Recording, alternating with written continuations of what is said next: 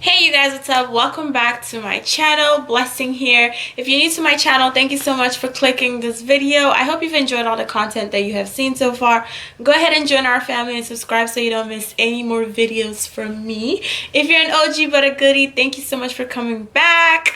Thank you for clicking this video. I genuinely appreciate it. So today's video is going to be a girl talk. I'm trying to do 2 of these a week. I'm trying to get back into it because I know you guys love watching them and I love filming them, so why not? It's a win-win situation. So I'm going to try and do 2 of these a week, so work with me, bear with me, and I hope you guys click on them and watch them. It would really mean a lot to me. So let's go ahead and jump right into this video. Don't want to do too much chatting because I have a lot. The email I'm going to be doing today, I have read it. And prior to filming this video, I was a bit hesitant because I'm someone who, when I do these girl talks, I take them very seriously.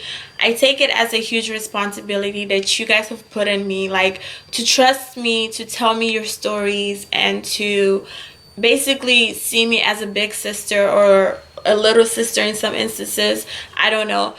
To me, it's a big deal. So I don't take the girl talks that I do lightly, especially when they have to do with relationships and our future and all that jazz, because I want all of us to have a happy life and I want all of us to have happy relationships.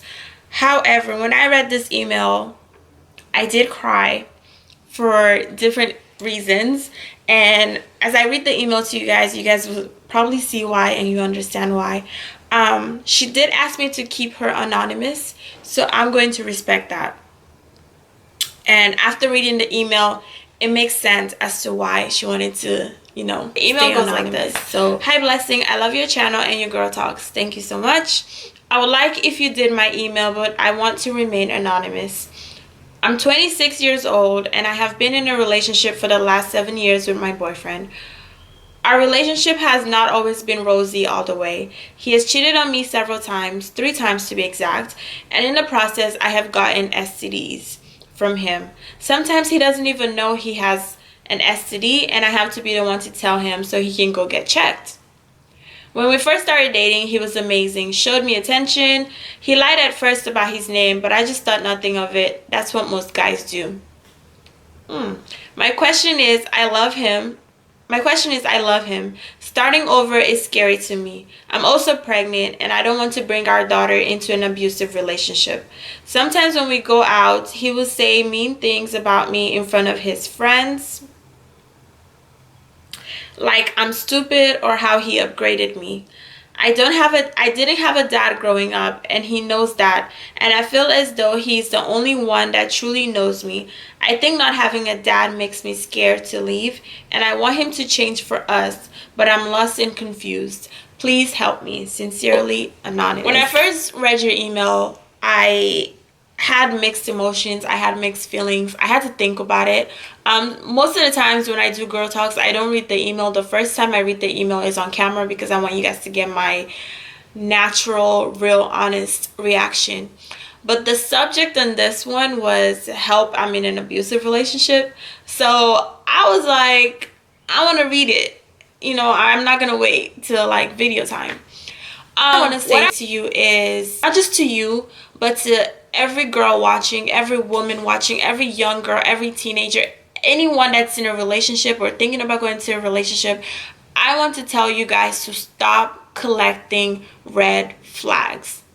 When you're in that first initial stage of your relationship, when you're just meeting somebody, that is your time to not just ask them, oh, what's your favorite color? What do you like? What type of music? Blah, blah, blah. That is your time to really dig deeper.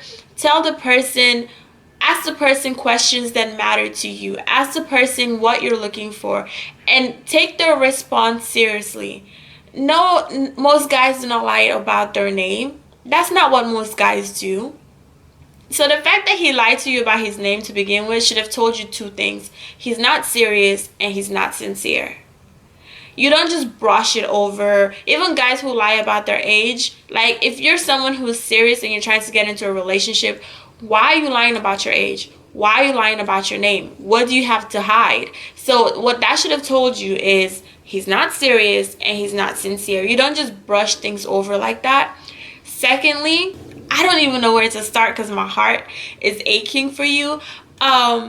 Stop collecting red flags. When a guy tells you certain things and in your mind it doesn't really make sense, that is your heart telling you like, okay, you might want to watch out for this one. Don't just look over the red flags. If someone's constantly lying to you about little things, if someone is inconsistent, if someone tells you something, oh, I'm gonna be there, and then you're waiting and they don't show up, those are red flags. Take them seriously. You don't just collect red flags, put them in your pocket and say, oh, it's going to change. No, it's not going to change. When you get into relationships, when you get into marriage, these things get worse. They don't change. They don't get better. If someone is showing you who they are right from the bat, take it, accept it, move on to the next person. You have spent 7 years with somebody, but what pisses me off the most is the fact that he embarrasses you in front of his friends. He upgraded you. Like, what? He did not upgrade you. The Bible says, he who finds a wife finds a good thing. Yes, y'all are not married, but you've been in a relationship for 7 years. I am positive that there are things that you have contributed to this man's life, not this man, this boy's life, that he probably wouldn't have done had you not been there. So never let somebody make you feel like they upgraded you. Never let somebody make you feel like without them you wouldn't be anything. Never let somebody call you stupid, okay? People like to throw that word as a joke. No, if we're in a relationship and we're around your friends and you have the nerve and the audacity to call me stupid, that relationship is over right then and there. You don't just take it, oh, he called me stupid, ha ha ha, I'm gonna laugh over it. Because that's exactly how it starts. First they call you stupid, next thing they start pushing you, next thing you know, you now become their punching bag. No, we're not doing that. A man will not call you stupid and you take it and you brush it off like it's nothing. And I don't want to come across like I'm being hard on you, but at the same time, I'm being hard on you because I need you to understand something. Your life is important. There is no man on this earth that is more important than your life. To witness this beautiful life, how are you going to be in a relationship? You have to be alive. You have to be alive for yourself and for your daughter that you're about to bring into this world. And STD is sexually transmitted disease. It's not something that you just brush over. If he is cheating on you 3 times and in your email you say you had STDs, as in plural. Yes, there's some STDs that can be treated. You have the chlamydia. You can, take penicillin and you're good. That's fine. But even after a while, if you keep having chlamydia and chlamydia and chlamydia over and over and over again, after a while, you're going to develop something that's called PID, pelvic inflammatory disease, which can lead to other things, which can lead to bigger issues, which can lead to cancers. Is this man really worth it? Is this man really worth it? He ain't a man. Why am I calling him a man? Is this boy really worth it? He's not. He's not. You got to live. You have to make the decision that you want to be alive for your daughter. Starting over is not easy, and I'm not going to sit here and be hypocritical and say that it's easy. It is not easy, but that is a mistake that a lot of women want to make this day and age. And you just have to ask yourself a question. Do I rather start over with somebody else, somebody who potentially love you and value you and treat you the way that you deserve, or do you want to spend 7 more years with this person getting the same treatment that you've been getting now? Just ask yourself those questions, and then you can make the best decision for yourself. Right now, you might just look at it like, oh yeah, it's just chlamydia. I can take a tablet. I'm going to be fine. But there are STDs out there that cannot be cured. There are STDs out there that once you have them, you got them. God forbid you end up with AIDS or HIV. God forbid you end up with herpes. There is no magic fix to that. There is no tablet. That is something that you have to live with for the rest of your life. And people live with it, but you don't have to be in that situation, especially if you're with the right person. That shouldn't even be something that you have to experience. There is nothing worse than to feel like the person that you have given your whole heart to, the person that you have loved, trusted, devoted your heart, your body, your soul, is now the person that has given you this lifetime sentence of having an incurable disease.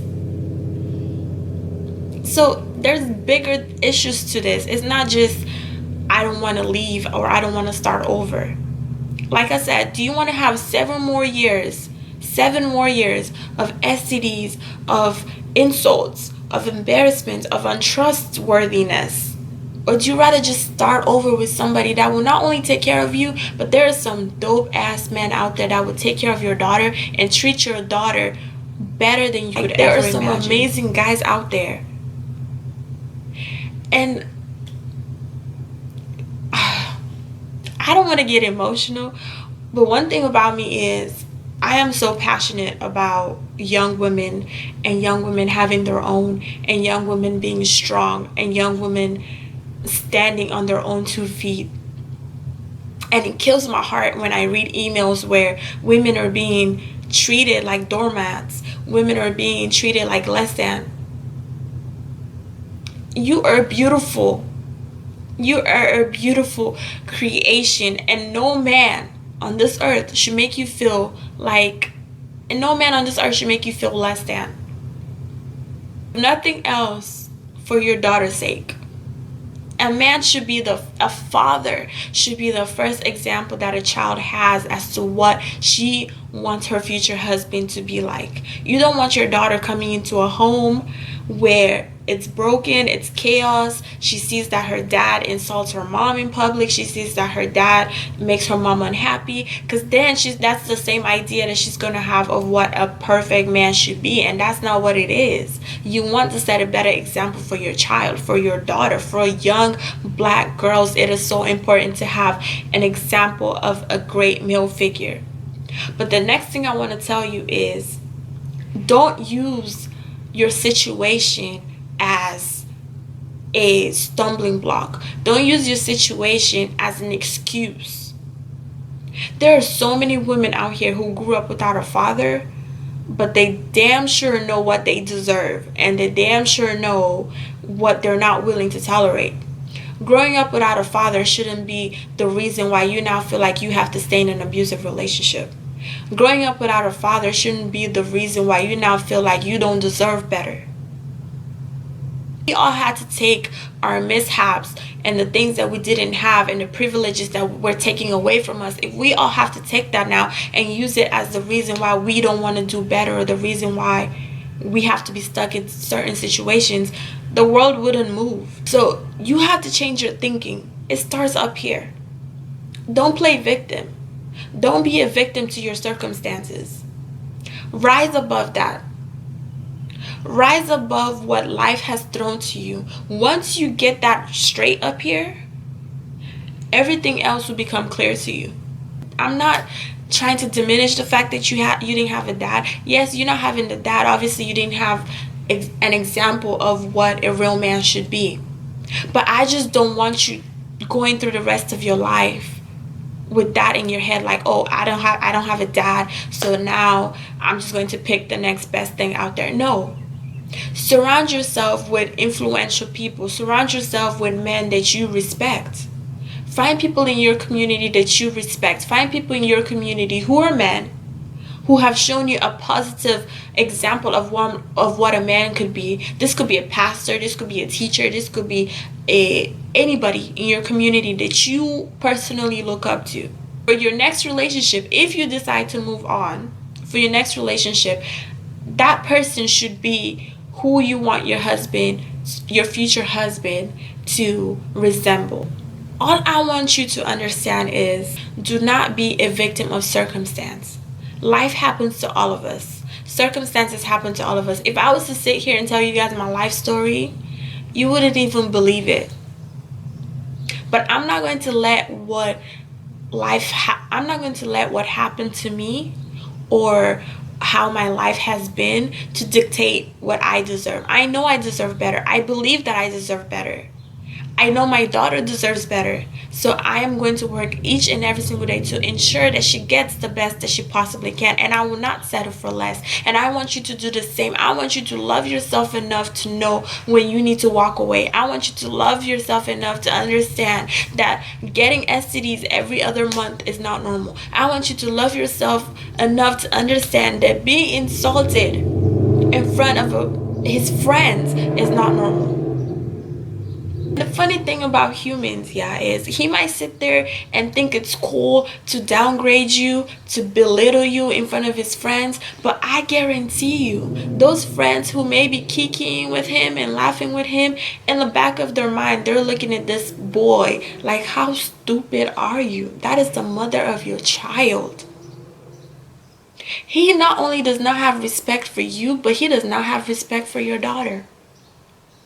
You are carrying his daughter. You are carrying his seed. And he has the audacity to call you stupid in front of his friends. He has the audacity to embarrass you in front of his friends.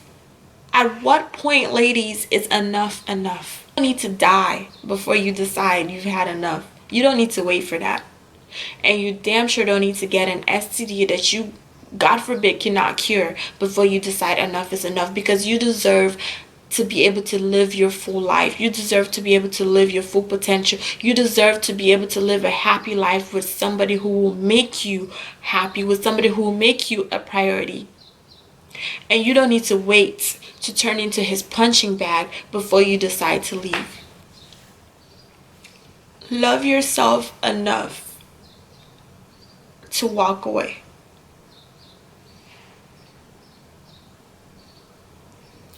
I hate that this happens to so many young women. I was that person that said, I don't want to start over. I didn't want to start over. I had spent 6 years with somebody and I was like, I'm not starting over. I'm not doing that. I didn't want to. But then I was pregnant. My stomach kept growing. I'd feel my daughter's kicks. And each day I'd ask myself, Blessing, is this what you want as an example for your daughter? Is this what you want? And the fact that you're pregnant and things are still happening, it's not getting better, it's getting worse. Normally, when a woman is pregnant, that's supposed to be your happy moment. That's supposed to be a joyful moment in a woman's life. You don't want to go through a pregnancy stressed out and sad and wondering about your future and your tomorrow. You want to be able to enjoy that moment with your partner. So to have that ripped away from you, it's painful. I get it. Because I've been there. I understand. And that's why it's hurting me, because I was once in your shoes. And it kills me that had I had the strength that I have now, back then, things might have been different. But because I was scared of starting over and of having to tell somebody everything that I want and everything that I like and my dislikes and da-da-da, I sheltered myself. I just don't want you to block your blessings, because there could be somebody out there meant for you, waiting for you to just make yourself available. You are 26 years old. You've been in a relationship for the last 7 years. You started dating this boy when you were a baby yourself. Y'all started young. You have not had the ability to date other people. You've not had the freedom to experience life. I don't know if this is your first boyfriend, but if you've been with him for 7 years and you're 26, he's most likely your first. And it's hard to get rid of that first love. I understand. But in this life, there are 3 people you're going to meet. Your first love, which is going to be the hardest to get rid of. The second one, who's going to teach you something about yourself. And the third love is the one that you're going to meet unexpectedly. It's just going to happen. It's just going to happen. You're not going to go looking for it. They're going to come finding you. And it's just going to happen. You might not be feeling this person at first, but that's going to be your true love, because you didn't go looking for them. They came looking for you. And it happened after you had done all the work that you needed to do within yourself. And I am the first person to tell you guys about prayer and prayer and prayer, but let's also be realistic. I am a spiritual person. I am not an overly religious person. I believe that prayer without works is dead. You can sit here and ask God, I want this and I want this, I want this, but you have to be willing to do that work within yourself. That's like asking God, I want to be a millionaire tomorrow, and you expect to just wake up in the morning and have $1 million in your bank account. It doesn't work like that. God might align you with the certain people to help you get there. God will align you with an idea that could possibly make you a millionaire, but you have to be willing to do that work yourself. Take this step to say, I am worth it, I am beautiful, I am strong, and I'm going to be okay. Once you say those things to yourself and you understand, not just saying them, but you have to believe them and you have to understand it. And you have to understand it. Once you get there, you're going to be fine. You're going to be fine. I'm not going to sit here and tell you what you need to do. I'm just here to lay down the foundation for you. Your foundation right now is shaky, and you cannot build a home on a shaky foundation. You can't. You have overlooked so many red flags. You have collected red flags and you've shoved them in your pocket and you've looked past them. You have collected so much, and it's time to stop collecting red flags. It's time to stop being a victim of circumstance. It is time to put yourself first. Don't wait until it is too late. Do not block your blessings. What else to say other than I want you ladies to understand the power that we have within ourselves. It's not just in between our legs. Your mind is powerful. Sometimes life just happens and you have to do what's best for you. And it's okay. Don't be embarrassed about having to start over. Don't feel bad about having to start over. Just look at it as you're giving your daughter a better chance at life. And it kills me every day when I hear stories of women who are broken, of women who are in an abusive relationship. That is one thing that kills me. It kills me because I do not understand how a man can put his hands on a woman, how a man can call a woman stupid or ugly or less than. How can another human being break somebody like that? It kills me. It kills me so much because nobody deserves that. Even the smallest of babies deserve respect. Talk less of you, a grown woman. Even my daughter Aria right now, she's 2 years old, but she also deserves respect. There's a certain way and a certain tone that I'm going to use in talking to her. There are certain things that I could never permit myself to say to her. Even as young as she is human and therefore deserves respect. Talk less of a 27-year-old woman. You deserve respect. And this man ain't showing you an ounce of respect. Like I said, don't wait to be a punching bag. And don't wait to be laid up in a hospital bed, staring at the ceiling and asking yourself, God, how did I get here? Sometimes you just gotta hit rock bottom before you can pick yourself up. Take this as your rock bottom. You're pregnant. You've had several STDs. Thank God there are nothing that cannot be cured. From what you told me, there are nothing that cannot be cured. But don't wait until it gets to that point where you now get an infectious disease that you can't take a pill for. A pill does not solve everything. If you can't trust the person that you're laying down with, and the fact that he doesn't even know that he has STD sometimes, and you have to be the one to tell him, that is disgusting. That is irresponsible. That is selfish. That is selfish. And that is not husband material. And you can't expect a man to change for you. Y'all have been together for 7 years. That man ain't going to change for you. That man is not going to change for you. And he damn sure will not change for his daughter. Because you're carrying his daughter right now. And he's still doing that type of stuff. He's not going to change for you, and he's not going to change for his daughter. He has to change when he's ready to change. He has to hit rock bottom himself before he changes. And God forbid, that rock bottom for him might be for him to get AIDS one day. That rock bottom for him might be for him to get a disease that he cannot cure. But you shouldn't have to wait that long.